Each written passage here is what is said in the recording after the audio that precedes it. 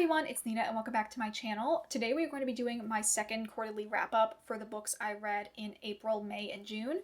I did one of these after the first quarter of the year, which I will link in the cards up above and probably in the description as well. So this video is going to be talking about my most recent 3 months of reading. I'm going to start off by going through some general stats, and then I'm going to list out every single book I read and what the star rating I gave them was. And then we'll do some other kind of general questions at the end. So with that intro out of the way, let's get into the video. In terms of stats, the most common genres that I have been reading from has been fantasy, romance, and recently more LGBT. Since this last month was Pride Month, I wanted to incorporate more of that into my regular reading because that was something that was very present in my reading last year, and the first quarter of the year I feel like I wasn't reading it as much as I should have been. In terms of most read authors, the biggest one has been Katie Roberts, since I read all of the books that are currently out in the Dark Olympus series from her. So in total for this year, I've read 5 books from her. I also have read equally 3 books from Moxiang Tongxue, or MXTX, who is the author of the Grandmaster Demonic Cultivation, as well as 3 books from Holly Black, who wrote the Folk of the Air series. In terms of the most popular and least popular book I have read so far for this quarter, the most popular was definitely The Wicked King by Holly Black, which has 75k ratings on storygraph, and I think it has over like 500,000 ratings on Goodreads. And the least popular has been the new English editions of 1000 Autumns, which had under 100 reviews on storygraph. I also wanted to talk about my favorite covers of the books I read this last quarter, and I think it's a tie between either the second volume of The Husky and His White Cat Shizun or the 5th volume of the Grandmaster Demonic Cultivation. I love the illustrations on these both so much. I really like the composition of this one with Chu Wanning in the background and then the 3 disciples in the front. And for this one, I just love the overall color palette for this cover, as well as just how cute they look together. And I love that Wanji's head ribbon is wrapped around Wuxian's hand here. They're just so cute, and it makes me so happy to see them so in love. So for the second quarter, I have read, I believe, 27 books. I'm currently in the middle of 3 of them, and I also have 1 more that I actually forgot to include in my last quarter that I'm going to talk about really quick. The first book was one I completely missed in my last quarter wrap-up, but that was Uprooted by Naomi Novik. I read this back in February, and I gave it a 4 stars. But now moving into the books I read starting in April. The first one was one that I had started in March and kind of was dragging throughout the month until I ended up finishing it in April, and that was A Room with a View by E.M. Forster. This is the only classic so far I've read this year, and I gave it a 3 stars. Then I read the second volume of Husky and His White Cat Shizun, and I gave this a 4 stars. I really enjoyed it. Here's my tabbing system for this book. In March, I ended up starting the Once Upon a Broken Heart series by Stephanie Garber, and I really enjoyed it, so I decided I wanted to try out her original first series as well. So I read the first book in the Caraval series. This book I did unfortunately not enjoy as much as Once Upon a Broken Heart. I only gave it a 3.5 stars, but I do still have hope that I will enjoy the rest of the series, so I'm planning on reading the other 2 books in the trilogy later this year. I also made more progress in reading the Folk of the Air series by Holly Black. I read both the novella The Lost Sisters as well as the second book in the series, The Wicked King. The Lost Sisters I gave a 4 stars, and The Wicked King I gave a 4.5 stars. I like The Wicked King slightly less than The Cruel Prince, but not enough to lower it down a half-star rating, so they're both equally at a 4.5 stars. I then read Keturah and Lord Death by Martine Levitt. This book I'm going to talk a little bit more about in an upcoming reading vlog, but I only gave it 3 stars. The next 2 books was me continuing on with reading more of Katie Roberts' Dark Olympus series, so I read both Electric Idol and Wicked Beauty this month, and I gave them both 4 stars. And then the last book I read in April was a really short one called The English Understand Wool by Helen DeWitt. I heard about this book from Ariel Bassett's podcast, Books Unbound, and it sounded really interesting. It's a very short literary fiction book that I did enjoy and gave 3.5 stars to. Now, moving into May, I read 5 books in May. The first one of those was the 4th volume of the Grandmaster Demonic Cultivation, which I absolutely loved and gave 5 stars. Here's my tabbing system for this book. There definitely was a lot of great scenes in it. I also got up to date with Katie Roberts' Dark Olympus series, and I read both the novella Stoneheart, which I didn't really enjoy, kind of was just middle of the road. I gave it a 2.5 stars, but I also read the most recent book in the series, which was Radiant Sin, which I gave a 3.5 stars to. Then we had another kind of surprise hit, 5 stars, which was Carrie Soto is Back by Taylor Jenkins Reid. I was very pleasantly surprised by how much I enjoyed this book, and I am definitely excited to possibly read another Taylor Jenkins Reid in the future as well. And the last book I read in May was one of the 2 recent nonfiction books that I read that I really enjoyed.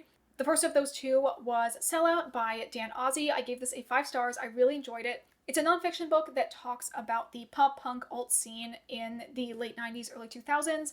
I am not super well versed in this genre, so it was very exciting to read this book and learn more about it. Now to talk about the books I read in June. I currently have finished 11 books and I have 3 more that I think I will be able to finish before the end of the month. So I'm going to talk about them at the very end. The first one of those books is the other nonfiction book I really enjoyed, which was Cultish by Amanda Montell. This book basically took me like a month to read, but that's because I was enjoying so much of it and it was just chock full of so much knowledge. It's a nonfiction book that talks about cults, but also just kind of the prevalence of cultish language in a lot of different aspects of our lives. And then I read the 5th and final volume of The Grandmaster of Demonic Cultivation.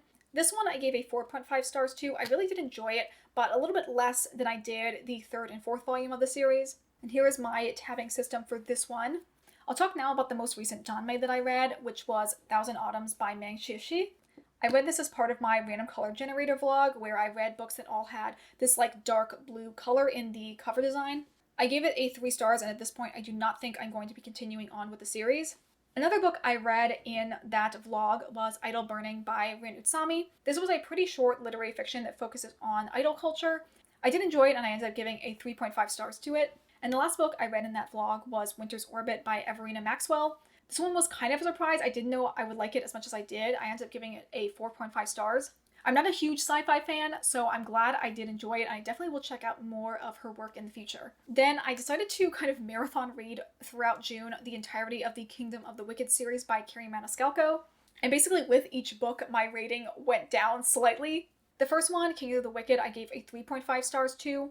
I think it had good atmosphere, but there were a couple things in the plot where I was a little bit confused and just felt like it wasn't super well fleshed out. And that is definitely a factor that continues on for the rest of the series. The next book, Kingdom of the Cursed, I gave a 3 stars to. And the last one, Kingdom of the Feared, I gave a 2.5 stars to. Although I think in retrospect, Kingdom of the Feared is slightly better than Kingdom of the Cursed. But at that point, I was committed to continuing on the lower ranking for each consecutive book in the series. I think overall this is like a 3-star series. There's aspects of it that I do enjoy, but I think overall the plot suffers from a lot of like maybe lack of planning and just like a lot of reveals that end up getting retconned later on. I'm hoping that the Stalking Jack the Ripper series from the same author does not have that same problem to it, because I am mildly interested in reading that series in the future.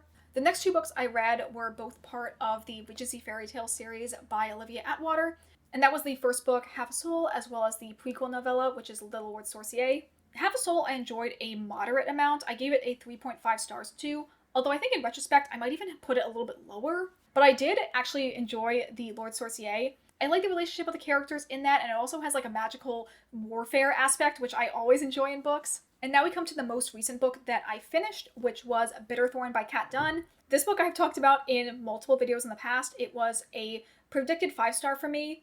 Unfortunately, I didn't enjoy it nearly as much as I hoped I would. I ended up giving it a 3.5 stars. I'm going to talk about it in its entirety in another video that's going to be coming out soon, so I'll save all of my additional thoughts for that video. Okay, now I'm going to quickly talk about the 3 books I'm currently in the middle of reading. The first one is An Enchantment of Ravens by Margaret Rogerson. I'm currently 55% of the way through the audiobook, and I'm really enjoying it so far. I don't think I like it more than Sorcery of Thorns, which is definitely my favorite of her books. I think her writing style is really amazing, and she always gives really rich, beautiful descriptions of the landscapes in her books. But I don't think I like the characters as much as I do the main trio in Sorcery of Thorns.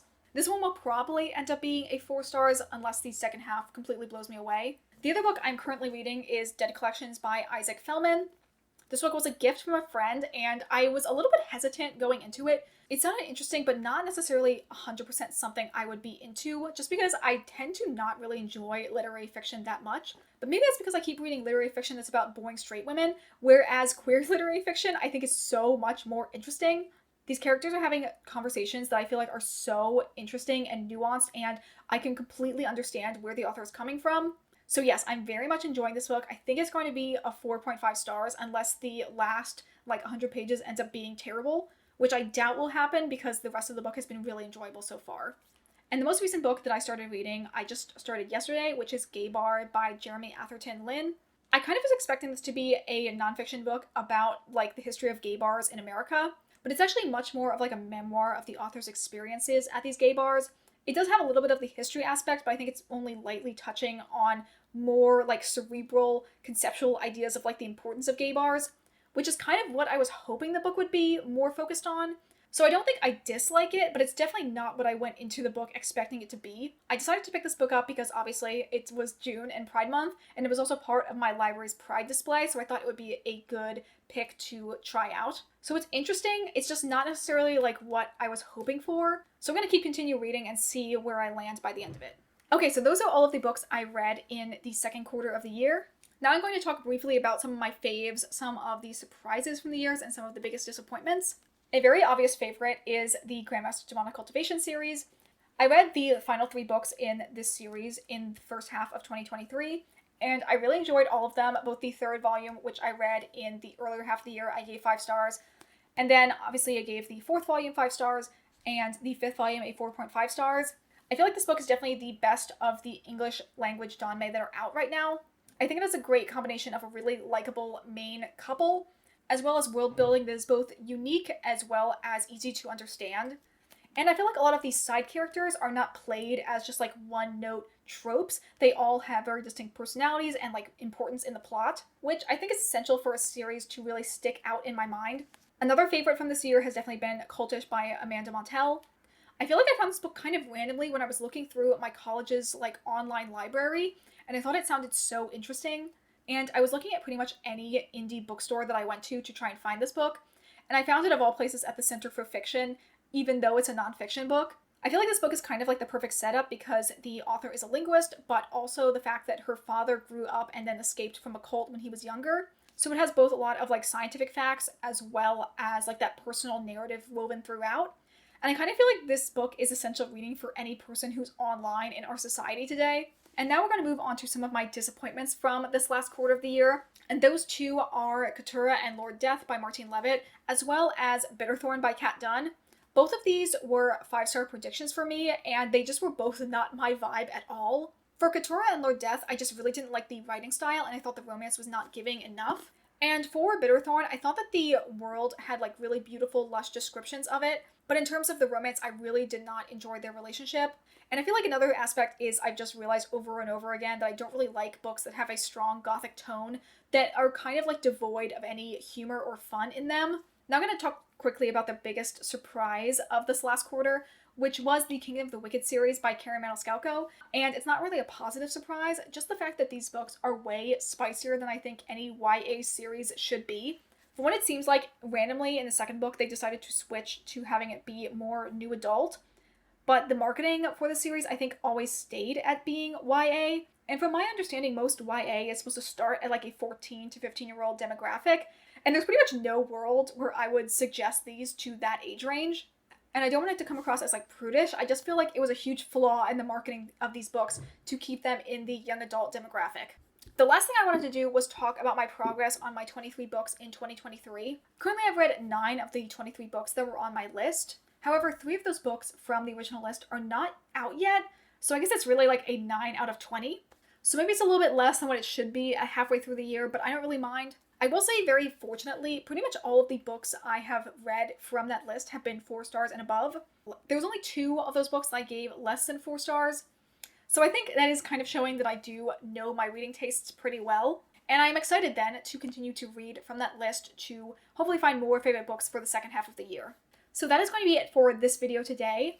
Thank you guys, as always, so much for joining me. I'll be doing another one of these videos in September as I finish up the 3rd quarter of the year. But in the meantime, I obviously will have plenty of other videos coming out on my channel. I'd love to hear down in the comments down below what your favorite book of the year so far has been. And maybe also, what is your biggest goal to have for the second half of the year? But that is going to be it for me today. Thank you guys, as always, so much for watching. I hope you all have a wonderful day, and I will see you all in the next video. Bye!